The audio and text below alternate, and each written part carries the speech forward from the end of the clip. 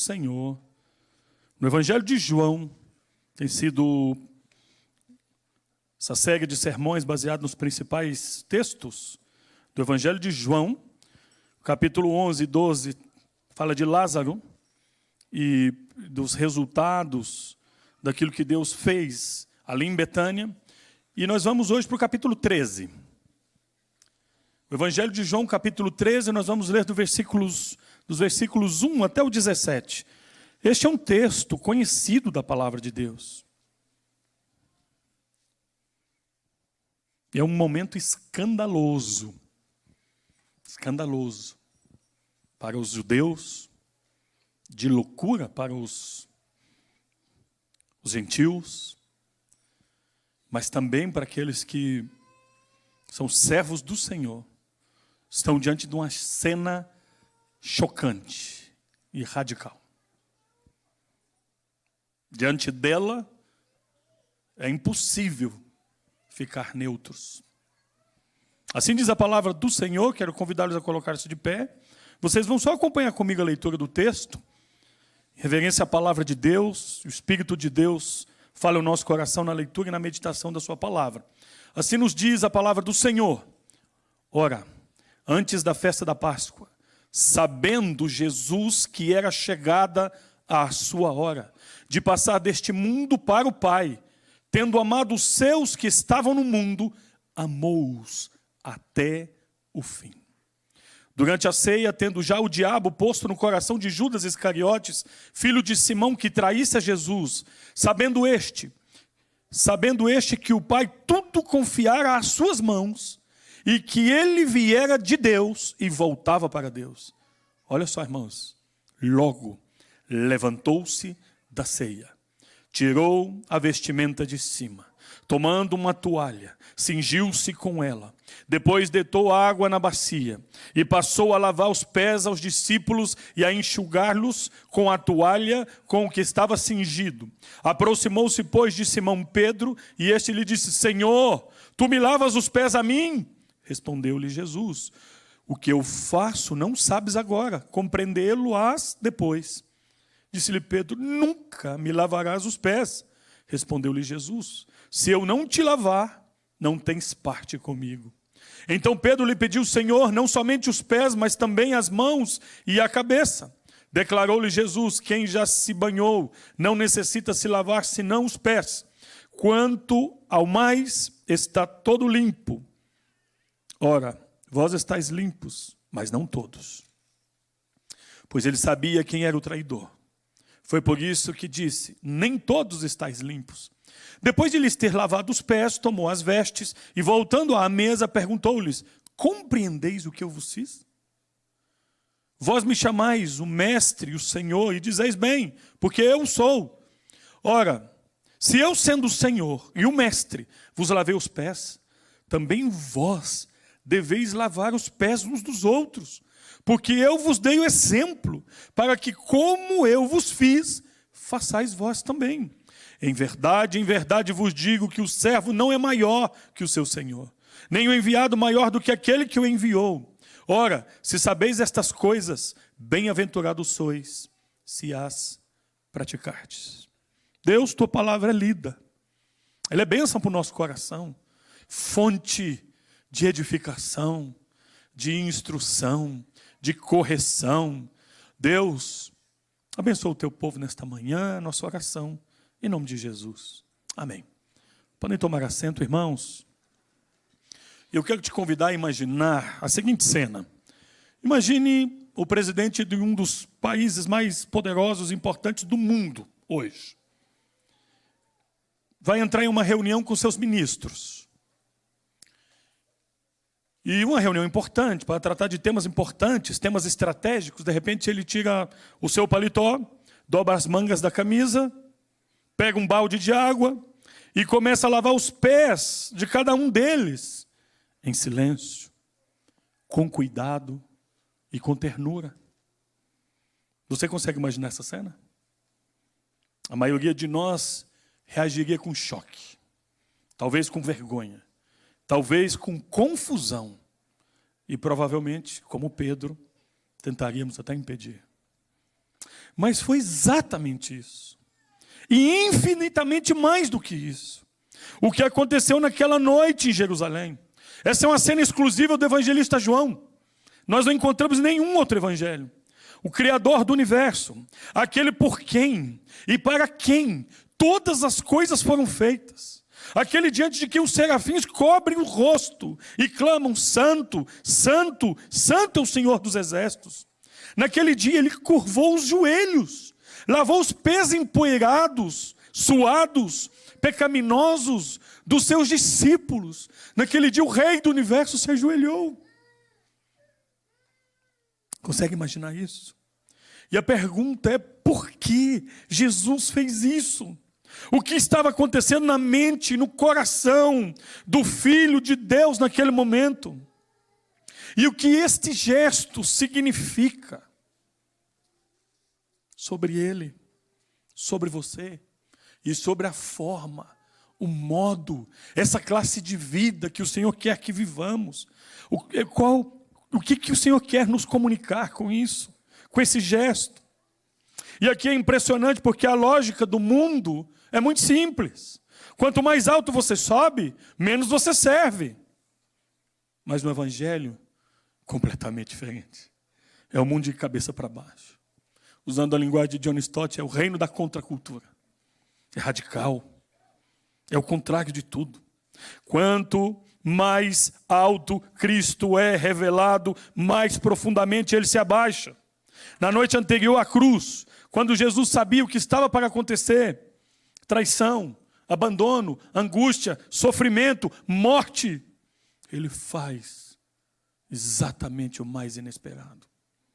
Ele se ajoelha, ele pega uma toalha, ele lava os pés dos discípulos. Ali, na última ceia, o Rei do universo se torna servo de todos.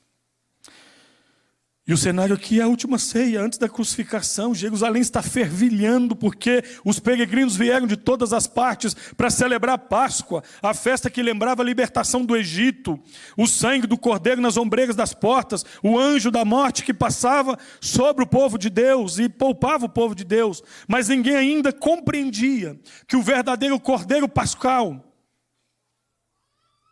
estava sentado àquela mesa. O verdadeiro sacrifício estava por acontecer. Era o prelúdio de tudo que estava por acontecer. A verdadeira libertação definitiva estava prestes a ser consumada. O preço seria pago. A razão, o propósito pelo qual Deus criou todas as coisas, no seu decreto eterno, a sua agenda está requerendo o seu cumprimento. Ele está sentado à mesa. Naquele momento ele poderia fazer tantas outras coisas. O rei bradar, proclamar a sua voz potente. Mas não foi isso que ele fez. Era um contexto carregado de tensão, traição iminente. E a missão redentiva que Jesus se levanta para fazer, ela está inspirada por aquilo que é a razão, o propósito pelo qual ele veio ao mundo. Ele olha, a mesa está servida, tudo está a postos. Ele toma uma bacia, pega uma toalha, cinge o seu corpo e vai nos entregar um grande ensinamento a respeito do serviço generoso, humilde e em amor. E hoje nós vamos falar sobre o rei que se ajoelha. O rei que se ajoelha. O primeiro ensino que esse texto nos traz está no versículo 1, capítulo 13. Ora, antes da festa da Páscoa, sabendo Jesus que era chegada a sua hora de passar deste mundo para o Pai, tendo amado os seus que estavam no mundo, amou-os até o fim. Irmãos, eu devo ter feito uns 4 sermões nesse texto. Eu fazia o sermão, Deus falava mais ao meu coração, e eu trocava tudo, e outra vez, mas foi uma luta, uma angústia. Eu poderia ter feito uma série de sermão nesse texto aqui, um mês pelo menos. Tantos ensinos esse texto nos traz. Tantos ensinos esse texto me trouxe, me relembrou muitas coisas. E o primeiro ensino que eu gostaria de compartilhar com vocês hoje, é que o rei que se ajoelha, ele serve em amor, mesmo quando o sofrimento se aproxima. Ele sabia, onisciente que era, o que estava por acontecer. O abandono, a traição. O seu discípulo Pedro negaria 3 vezes. Aqueles discípulos com quem Jesus caminhara 3 anos, eles iam fugir de medo. Ele ia sofrer o abandono do próprio Pai. Ele ia enfrentar solidão, angústia. E, inclusive, quando ele está no Getsemane, a angústia foi tão grande que o seu suor se transformou numa gota de sangue. Então, o Senhor nos está ensinando uma lição grandiosa, que nós devemos servir mesmo quando o sofrimento está. E ele sabia o que estava por acontecer. Ora, antes da festa da Páscoa, sabendo Jesus que era chegada a sua hora de passar deste mundo. Ou seja, ele termina aqui o João, no versículo 1, dizendo que o Senhor nos amou até o fim. E essa expressão é maravilhosa. Mas Jesus, naquele momento, ele poderia pensar o seguinte: o meu sofrimento está chegando, a angústia está apoderando-se do meu coração, então eu vou me preparar para aquele momento, e eu vou ficar sozinho, porque eu preciso enfrentar isso. Mas não, Jesus vai nos ensinar que não existem desculpas para o serviço em amor. Que nós não podemos, não precisamos, e que nada que nós pegarmos para tentar justificar que não é o tempo de servir, serve de desculpas. Porque ele mesmo, sendo o rei do universo, sabendo o que estava por acontecer, ele se ajoelha. E diz o texto que ele faz tudo isso porque ele amou. O serviço em amor. Ele sabia exatamente o que estava prestes a acontecer. A cruz se aproxima, a dor está chegando, a morte está diante dele. Mesmo assim, João diz que ele os amou até o fim. O amor de Cristo não depende das circunstâncias. Ele não serve porque o momento era favorável. Ele serve porque o amor é a sua natureza. Quais são as suas desculpas para o serviço? Quais são as suas justificativas? Não, eu não posso, porque eu estou estudando para um concurso. Isso é legítimo, estudar para o concurso. Mas Deus honra aqueles servos que são fiéis. Aqueles servos que sabem o que vem primeiro. Deus honra. Deus cuida. Deus abre portas. Deus abençoa. Mas aqueles que são fiéis no pouco são colocados sobre muito. Não para a sua própria glória ou reconhecimento. Mas Deus nos coloca em posições, não para o nosso próprio conforto, senão Deus nos coloca em lugares para que nós possamos servir melhor. Não é sobre você, é sobre o reino. É mentalidade de reino. Quantas vezes nós usamos as circunstâncias como desculpa para não servir? Eu estou cansado. Não é um bom momento. Eu faço isso depois. Mas Jesus nos mostra que o amor verdadeiro não espera circunstâncias ideais. Ele ama até o fim. Isso nos leva lá para aquele texto conhecido, mas Deus prova o seu próprio amor para conosco pelo fato de ter Cristo morrido por nós, sendo nós ainda pecadores. Romanos capítulo 5, versículo 8. Cristo não esperou encontrar discípulos dignos de tal honra. Antes quis mostrar que a sua graça se estende também aos indignos. O que nós vemos aqui é que nós não somos chamados para servir naquilo que nós gostamos de fazer. Nós somos chamados para servir no que é necessário. O que é necessário fazer aqui? Jesus chega e olha. Está tudo preparado, a bacia está lá, a toalha está lá, a mesa está posta, eles sentam e todo mundo fica esperando, porque aquilo de cingir-se, lavar os pés das pessoas era algo que o escravo fazia, o servo mais baixo de uma casa. E Jesus olha, ninguém toma iniciativa, e o mesmo rei do universo, ele se ajoelha, porque era o que era necessário.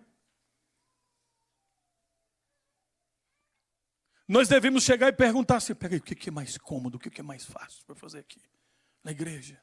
Não. O que está precisando ser feito? O que é mais urgente? O que é necessário? E não importa o que seja. Que tal o exemplo dado?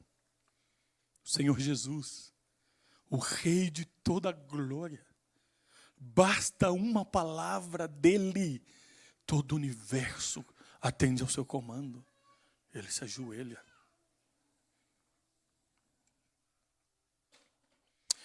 O verdadeiro discípulo não diz, agora eu não posso. Ele está disposto e disponível para servir. O verdadeiro discipulado exige que aprendamos a amar, mesmo quando estamos cansados, pressionados ou até mesmo sofrendo. Eu estou falando, usando aqui amor e serviço da mesma maneira. Porque uma coisa está atrelada à outra. Nós servimos porque nós amamos. Nós amamos o Senhor. O reflexo do nosso serviço, o resultado do amor de Deus na nossa vida e do amor que nós temos para com Ele, se reflete na forma como nós cuidamos uns dos outros. Como que nós vamos dizer que nós amamos o Senhor se nós não somos capazes de servirmos uns aos outros? Está no Evangelho. Se o irmão que nós vemos concretamente, nós não conseguimos amar e cuidar-nos mutuamente, como que nós vamos dizer que nós amamos o Senhor? Incoerência. O amor de Cristo nos chama a servir mesmo quando a cruz se aproxima. Tem desculpa não, irmão? Não tem. Esse é o primeiro ensino a respeito sobre o rei que se ajoelha. O rei que se ajoelha serve em amor, mesmo quando o sofrimento se aproxima. Não mais desculpas. Mas o rei que se ajoelha, versículo 11, nos dá outro ensinamento. São vários. Pois ele sabia quem era o traidor. Foi por isso que disse, nem todos estáis limpos.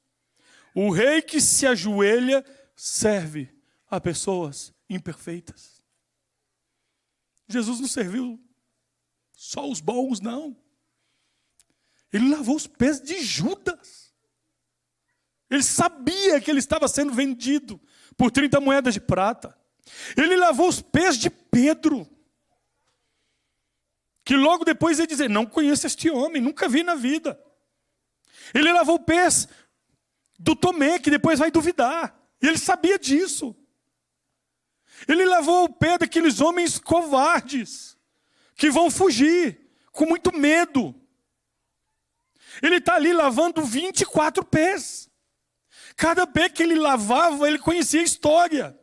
Suas imperfeições, as suas lutas, os seus pecados secretos. Mas o Senhor, o rei que se ajoelha, se humilha àquele ponto, ele também sabe que ele vai transformar a vida da maioria daqueles homens, com exemplo, com a vida. E aquele exemplo, quando ele se curva, todo o universo, irmãos, os anjos, as criaturas, todos os domínios, todos os poderes, até o inferno, com os olhos postos, o rei se dobra, se inclina, pega a bacia e pega a toalha. Isso não é qualquer coisa, não.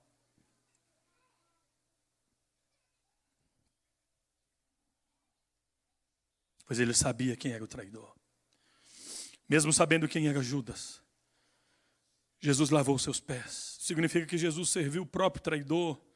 Também estava ali Pedro, o apóstolo. Mesmo assim, Jesus o serve. Isto revela uma verdade central do Evangelho. Cristo não serve pessoas perfeitas, serve pecadores. E é por isso que o texto diz, Efésios capítulo 2, versículos 4 e 5, mas Deus, sendo rico em misericórdia, por causa do grande amor com que nos amou, estando nós mortos nos nossos delitos e pecados, nos deu vida juntamente com Cristo. Você sabe o que significa esse finalzinho aqui do versículo 1 do capítulo 13 de João? Amou-os até o fim? Estava estudando essa expressão no texto original, que foi escrito, significa que ele amou ao extremo, de maneira perseverante, até o máximo. Significa que Ele não vai até a metade do caminho, significa que Ele não desiste de você. Quando você falha, significa que o mesmo amor que o moveu a tomar uma toalha naquela noite é o mesmo amor que o moveu até a cruz do Calvário. No dia seguinte. E a pergunta que esse texto nos faz é: você acredita que você está incluído neste amou-os até o fim? Você se sente amado pelo Senhor? Você pode dar graças a Deus pelo amor de Cristo em favor da sua vida. Você tem certeza, essa convicção? Jesus vai perguntar: você acredita nisso? Porque se você acredita que você foi amado até o fim, e será perseverado até o fim, isso tem um impacto tremendo na sua vida e na forma como você age em todas as esferas da sua vida, em todos os seus relacionamentos. Nem você nem eu podemos fazer nada que mereça o amor de Jesus. Ele já nos amou até o fim. Spurgeon diz o seguinte: se você quer saber a profundeza, se você quer saber a que profundeza Cristo desceu por amor de você, não olhe apenas para o Calvário, olhe para a bacia com água. Ele se humilhou. É como uma mãe que cuida de um filho doente, não deixa de servi-lo porque ele está fraco. Pelo contrário, é justamente quando ele está mais fraco que ela mais serve. Assim também Cristo conosco, Ele lavou os pés dos imperfeitos, dos pecadores, de pessoas como você e como eu. Então, este exemplo também nos ensina que nós devemos olhar para as pessoas com os olhos de Cristo, que o Senhor está nos chamando para lavar os pés uns dos outros. E não importa os predicados, não importa o passado, não importa as culpas, não importa os delitos, se o Senhor perdoou, se o Senhor transformou esse coração, nós devemos entender que não existe ninguém perfeito. Que nós somos chamados a olhar para as pessoas com compaixão, com os olhos de Cristo. Irmãos, nós somos chamados a amar pessoas difíceis. Nós somos chamados, pastores, a pastorear pessoas difíceis, imperfeitas, pecadoras. Nós não servimos apenas a quem merece, porque ninguém merece nada. É graça. Mas por fim, o rei que se ajoelha, ele também nos dá um modelo transformador. Olha para o versículo 12. Do capítulo 13, diz assim: depois de ter-lhes lavado os pés, tomou as vestes, voltando à mesa, perguntou-lhes: compreendeis o que eu vos fiz? Vós me chamais mestre, o Senhor, e dizeis bem, porque eu sou. Ora, se eu sendo o Senhor e o mestre vos lavei os pés, também vós deveis lavar os pés uns dos outros, porque eu vos dei o exemplo, para que como eu vos fiz, façais vós também. Em verdade vos digo que o servo não é maior que o seu senhor, nem o enviado maior do que aquele que o enviou. Ora, se sabeis estas coisas, bem-aventurados sois, se as praticardes. O rei que se ajoelha nos entrega um exemplo, um modelo poderoso. E a palavra utilizada aqui, quando ele fala, eu vos dei um exemplo, é verdadeiramente um modelo que se deve copiar. Ele está dizendo: se eu que sou o rei do universo, me dobrei, me curvei, servi, vocês precisam aprender isso. Vocês estão entendendo o que eu estou fazendo? Eu estou fazendo um chamado a vocês para que vocês sirvam uns aos outros. Após este ato, o que Jesus faz? Ele retoma suas vestes. Ele tira a roupa do escravo. Ele é o mestre, o Senhor. Ele diz: eu sou. Verdade, eu sou. Vocês dizem, eu sou. Então, eu estou entregando a vocês um exemplo.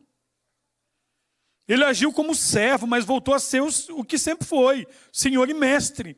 É precisamente daí que vem a força da sua exortação. Se eu, o Senhor e mestre, lavei os vossos pés, a ênfase está na identidade de quem serve, não apenas no ato de servir. Jesus não nos chama a servir porque somos fracos, inferiores. Ele nos chama a servir porque Ele, sendo infinitamente superior, serviu.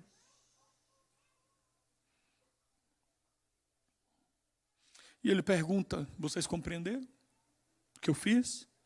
Isso é uma pergunta sobre o discipulado. Discipulado, tem uma musiquinha que a gente canta. Discipulado é viver, é ouvir e é obedecer. O chamado do Senhor. Isso aqui é discipulado. Olha, ele lavou os pés. Ele está dizendo, eu estou dando um exemplo para vocês. Vocês precisam fazer o mesmo. Mas é literalmente lavar os pés? Não, irmãos, não. Isso aqui é um símbolo de serviço. É um serviço que tem a ver...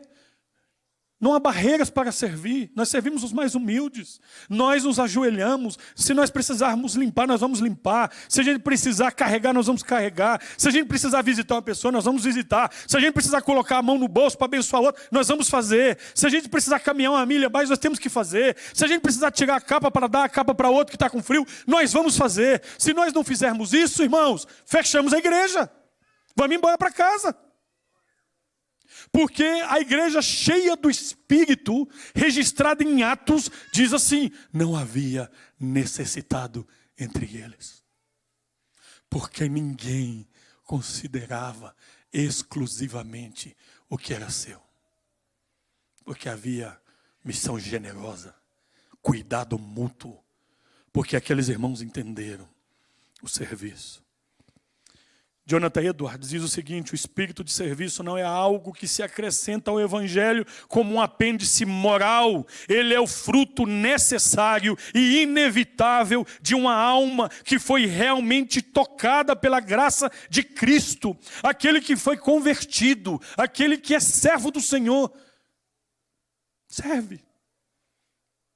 Uma vez eu fui convidado a pregar num acampamento cujo tema era: se você não vive para servir, não serve para viver. Falei, arranca isso aí. Isso é heresia. É mesmo, pastor? É. Se alguém não sabe servir, como é que é o negócio mesmo? Se alguém não vive para servir, não serve para viver. Quem não vive para servir tem que aprender então. O evangelho não diz, você não serve não. Ô Pedrão, me negou, você não serve não, vai para a lata do lixo. Não, Jesus ressuscita e diz assim, fala para Pedro que eu vou atrás dele. Pode avisar. Chega Pedro olhando para baixo. Pedro, você me ama? Senhor, o Senhor sabe que eu te amo. Olhando para baixo, constrangido. Então apacenta as minhas ovelhas. Por que você está pescando? Eu te chamei daqui. Por que você está retrocedendo? O evangelho não diz você não serve. Jesus, ele não remenda ninguém. Ele quebra e faz de novo. Mas nós não somos descartáveis para o rei. Ele nos vai transformando de glória em glória. A lógica aqui do versículo 14 é a lógica da gratidão. Porque fui lavado por Cristo, portanto lavo os pés do meu irmão. Jesus está falando aqui dos regenerados. Pedro diz, Senhor, o meu pé o Senhor não lava nunca. Pedro, você não entende o que eu estou fazendo. Mas se eu não lavar os teus pés, você não tem parte comigo nesse ministério. Não, Senhor. Então lava a cabeça. Como é Pedrão, né? As mãos, os pés, lava tudo. Pedro, você já foi regenerado. Você não precisa ser limpo. Jesus está falando da simbologia da regeneração. Mas Jesus está nos ensinando o seguinte: aqueles que foram salvos, não foram salvos somente para dizer, eu fui salvo, eu não vou para o inferno. Olha só, nós fomos salvos com um propósito: servir. Nós fomos salvos e seremos santificados de glória em glória. Nós estamos em uma constante escola, aprendendo a servir. Sabe, irmãos, os humildes, ou os humildes, são os que estão sempre aprendendo. Os orgulhosos estão fechados para aprendizagem. Eles acham que sabem tudo. E o evangelho diz o seguinte: o remédio é para os doentes. Aqueles que pensam que estão sãos. Eles nunca serão medicados. E as pessoas mais piedosas são as pessoas que mais confessam os seus pecados ao Senhor. Os mais crentes são os mais humildes. E o versículo 16 acrescenta uma verdade que previne o orgulho. Em verdade vos digo, não é o servo maior do que o seu senhor, nem o enviado maior do que aquele que enviou. Em outras palavras, se o Senhor serviu, não há nenhum discípulo que esteja acima do serviço, nenhum pastor que está acima disso, nenhum doutor, nenhum ancião, nenhum líder de ministério. Gerardus Voss, holandês, na sua teologia bíblica, ele diz o seguinte, olha só aqui, coisa extraordinária que ele fala.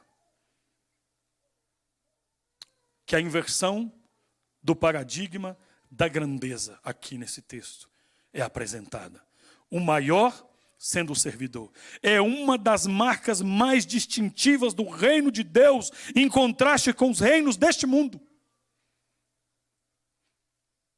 O maior é o menor. É o que serve. O que serve é o maior de todos. Então Jesus pronuncia o versículo 17, que é um dos mais desafiadores. Ele termina dizendo, se vocês sabem estas coisas, se vocês conhecem, irmãos, nós temos uma teologia maravilhosa. A igreja reformada, nós somos herdeiros da reforma protestante. Mas se nós usamos isso com orgulho, como idolatria, o Senhor derruba, tira o nosso tapete. A verdadeira doutrina, aquelas que são robustas, consistentes, ela chega na mente porque ela é racional, mas ela desce para o coração e ela se transforma em ações, porque a fé sem obras é morta.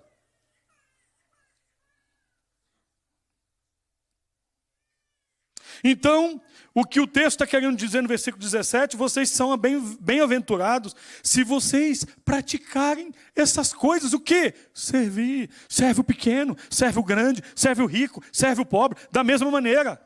Serve, não importa, porque você não está servindo esperando receber alguma coisa em troca. Serve, irmão. Lava o pé, às vezes ainda pegar uns pés cascudos, fedorentos. Abaixa. Limpa. Porque Jesus fez a mesma coisa com você. Ou não? Aquele que tem consciência da grande dívida que foi paga por Jesus em prol da sua própria vida. Estes são aqueles que vão viver para o Senhor com intensidade, servindo o Senhor com todo o fôlego de vida. Conhecimento sem obediência é estéril. A bênção não está em saber que Jesus lavou os pés, está em lavar os pés, em praticar. Vivemos numa cultura, inclusive dentro da igreja, que idolatra o protagonismo. Queremos ser o líder, não o servidor. Mas Jesus nos diz, porque eu vos dei o exemplo, modelo para a vida cristã, não é o CEO da empresa. É um rei, ajoelhado, com uma bacia de água, com o lombo cingido, como a visão de Cristo ajoelhado, hoje te reorienta nas suas ambições, nas suas motivações, nos propósitos pelos quais você vive.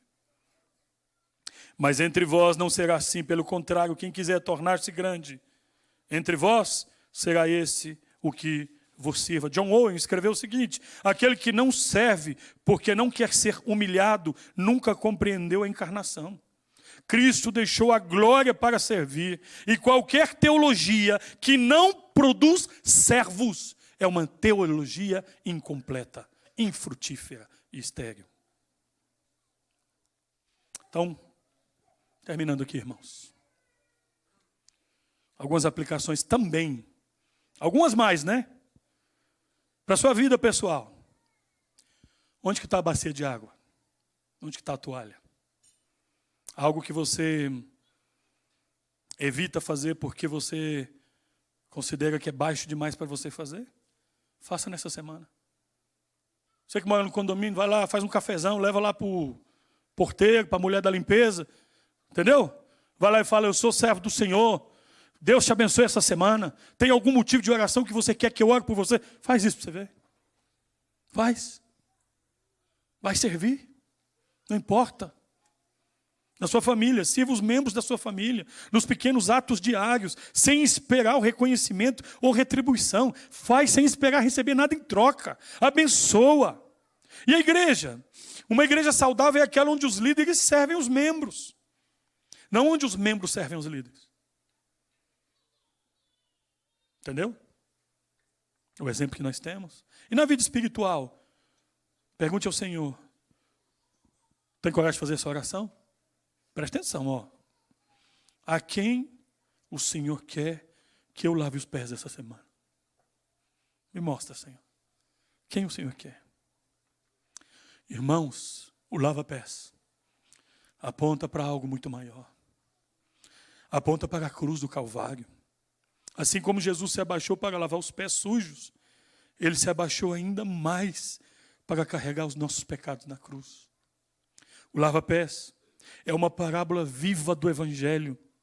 O Deus que se ajoelha para servir é o mesmo Deus que sobe ao Calvário para salvar. Nunca se esqueça disso. Servir, mesmo quando estamos cansados.